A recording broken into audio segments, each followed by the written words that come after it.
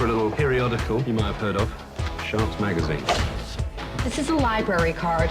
So the story's about, you know, this journalist, and he gets fired after 2 years. Have you ever been fired from a job?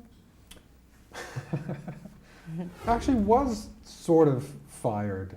I sort of was ready to quit, but I got fired just before I could quit, so technically they beat me to it. They did fire you. Yeah, but I was working development for a company where I was doing development for them, but I was already producing my own things, and it got to be a bit of a conflict because I'd sort of spend a lot of time away on my own things, and so they let me go.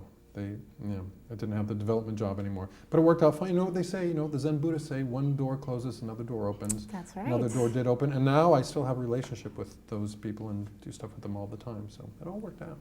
Now, Kirsten Dunst's character was written in, and there's an interesting story behind that. Yeah, you know, the movie is very different from the book. The book is a very, very funny book, but it's basically a series of anecdotes about what happened to Toby Young when he went to work at Vanity Fair, which then led up to his being fired.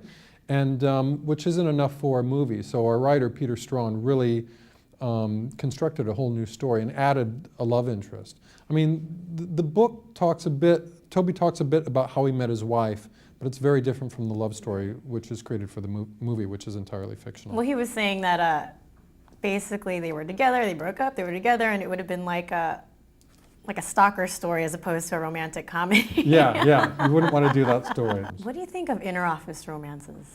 Yay or nay?